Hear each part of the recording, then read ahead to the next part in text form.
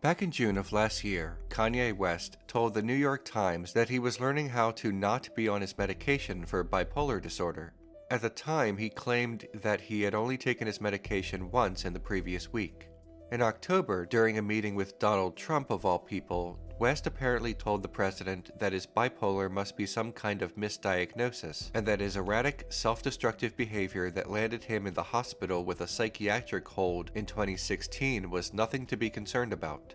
West is promoting one of mental health's most frequent and dangerous myths, that suffering is necessary for great art, and that great artists are creative geniuses with mental disorders, and that these illnesses should go untreated so that the public can have the most raw form of the artist's creative output.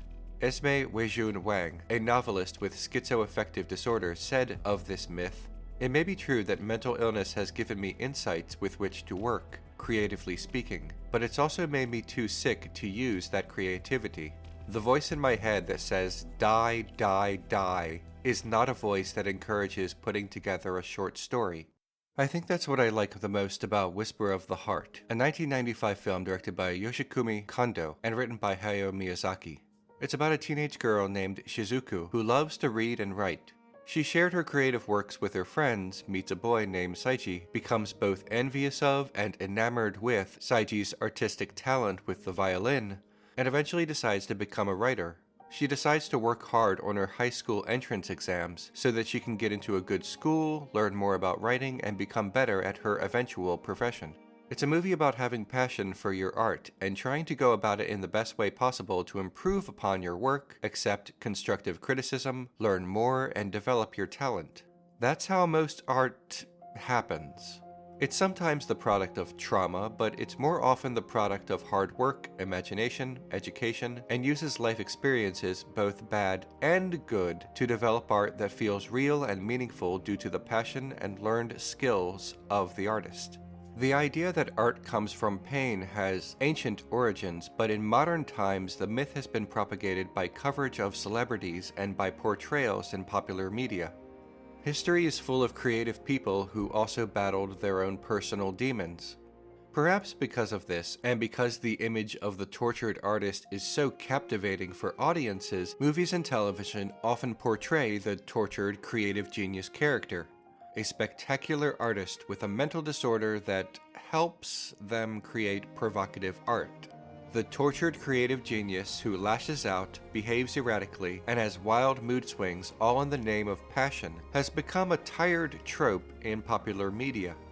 This image, whether produced in the real world or in fiction, has created the myth that pain is a necessary ingredient for art.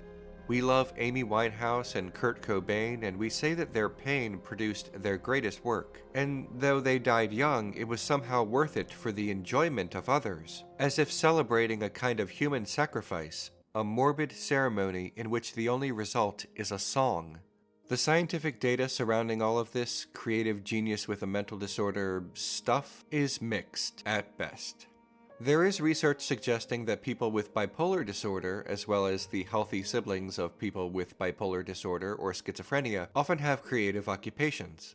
But other experts say that results showing a link between creativity and mental illness are unconvincing. Such experts point to small sample sizes and a dependence on self-reported biographical data from the subjects. Even research with large sample sizes is often criticized for failing to set up objective measures of what we consider creativity. Dr. Lloyd Sederer, a medical director of New York State Mental Health, explained, "There are plenty of geniuses who are not mentally ill, and there are plenty of mentally ill people who aren't geniuses. Sometimes you have the two combined. When you have geniuses who have such prominence like Philip Seymour Hoffman, or Robin Williams, or John Nash, they make you think that this is more common than it is. 1 in 4 people annually in this country has a mental illness that impairs their function. That's pretty common. The illness is pervasive. Genius is much more rare." In fact, let's remove the word genius from the mix. Most people who work in the creative fields are good at what they do, not because of some curse from birth that plagues their minds and forces them into the dark recesses of their souls. Artists generally become good at what they do through good instruction and hard work, like anything else. Shizuku is a writer.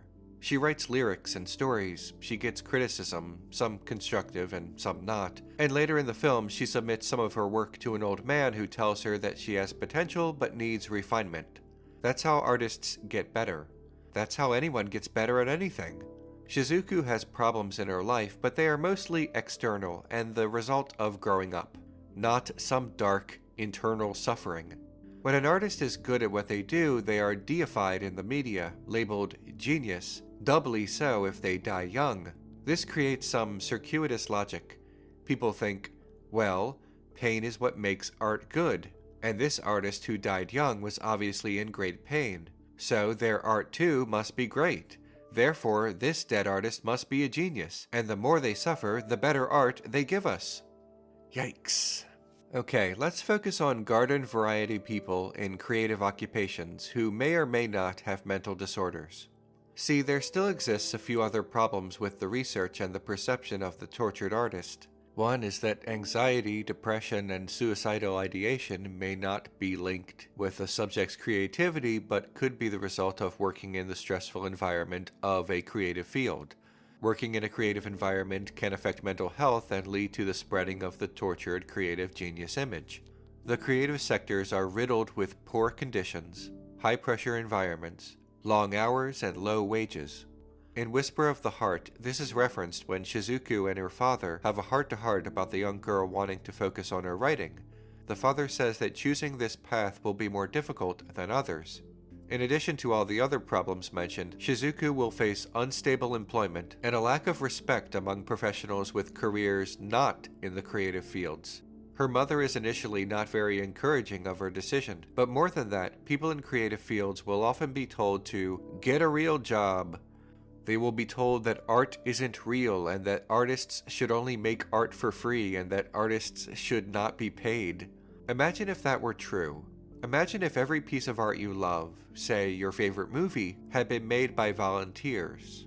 You can't, can you? Because the movie would not exist. The challenge of the creative fields can cause anxiety. It is not anxiety that steers people toward art.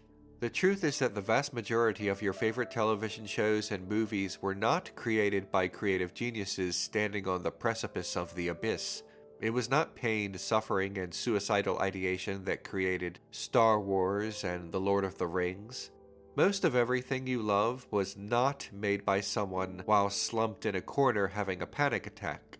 It was made through incredible effort, either by people who did not have depression or by people overcoming their depression to make the art, not because of the depression. In Whisper of the Heart, Shizuku has a great passion for reading and writing.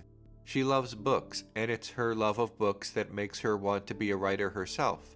An interest in the profession has made her want to join the profession. It's entirely organic. It's not the result of the so-called curse of creativity or a mental illness.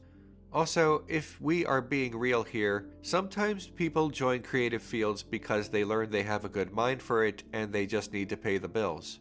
Labor is not always emotional. Sometimes it's just labor. So, in December, Kanye West said that he was off his medication for the past 6 months. According to his tweets, he believes that this is in service to making new music. Among people who deal with mental health issues, it's mostly people who experience mania who complain that their medication robs them of their creativity. During mania, the disorder creates a natural high, and those in creative fields spend hours working on their projects. But productivity alone does not necessarily create anything, well, good. But during mania, this euphoria tricks the mind into believing the creative output must be amazing. Those around creative people with mental disorders often enable this behavior, and that leads to a lot of high-profile celebrity deaths. I'm glad that there is media out there that informs people about the joys of the creative process, but it is surrounded by dangerous nonsense and myths. More Whisper of the Heart. Less everything else, please. Hi everyone, I hope you liked the latest episode. Please click on the Patreon link if you want to support the show, and make sure to click subscribe and hit the notification bell so that you never miss an episode. I'll see you next week.